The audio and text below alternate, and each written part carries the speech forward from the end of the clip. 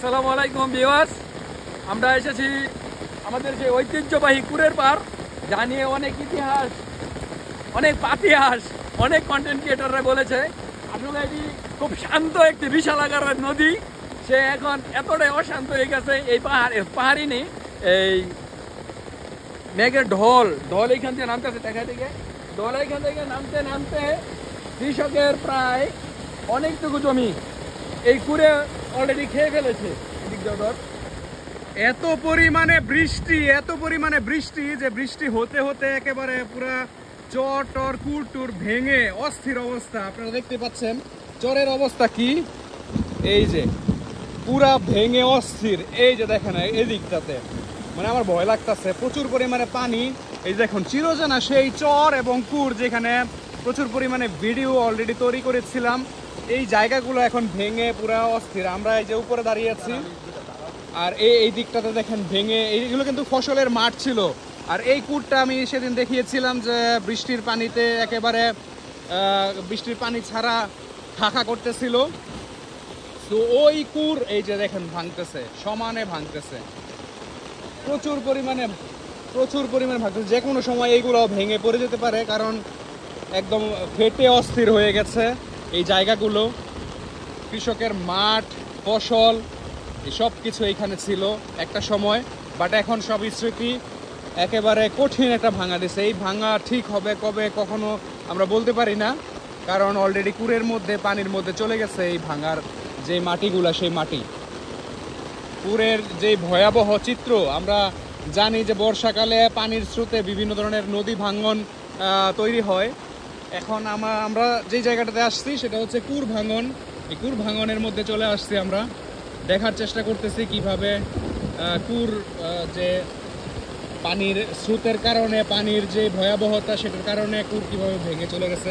এই যে দেখুন এখানে জালি, মানে মানুষের কৃষকের ফসলের মাঠ যে ভেঙে গেছে, ভেঙে গেলে কেমন হয়। এই যে দেখেন জালি, কুমড়া, এইগুলা এইখানে ভাসতেছে। তারপরে এখানে পাট ক্ষেত ছিল, এই পাট ক্ষেত ভেঙে একদম পুরা হয়ে গেছে, অর্ধেকটা নেমে গেছে। সো দ্যাট এরকমই হয় আসলে। আমরা বরাবরের মতো দেখি যে পদ্মার চরে বা মেঘনার চরে মানুষের দুঃসহ জীবনযাপন এবং নদী ভাঙনের কারণে অনেক ফসল তলিয়ে যায়, বিঘার পর বিঘা, কিলোমিটারের পর কিলোমিটার। বাট নিজের চোখে এইরকমভাবে দেখতেছি যে কিভাবে ফসলের মাঠ চলে গেছে ভেঙে একদম। এই যে ভাঙতেছে, কিভাবে করে ভাঙতেছে। আমি এখানে দাঁড়ায় থাকতে পারতেছি না বিকজ অফ নদী ভাঙনের কারণে। এত পরিমাণে ভাঙন এখানে শুরু হয়েছে, সেকেন্ডে মিনিটে ভেঙে পড়তেছে, গুড়িয়ে যাচ্ছে, একেবারে ভেঙে তলিয়ে যাচ্ছে। এই কুরের যে অস্তিত্ব, চরের যে অস্তিত্ব, সেটা কুরের মধ্যে বিলিয়ে যাচ্ছে। দেখুন আপনারা, আমি নিজেই ভিজে যাচ্ছি। পুরোপুরি ভয়ঙ্কর একটা অভিজ্ঞতা আমার হয়েছে এখানে দেখে, যে কেমন থাকে আসলে কুরের পানি এবং বৃষ্টির পানি যখন টান দেয় তখন কিভাবে আসলে ভেঙে পড়ে যায়। নিশ্চয়ই আপনারা বুঝতে পারতেছেন কতটা ভয়াবহতা এখানে প্রকাশ পাচ্ছে।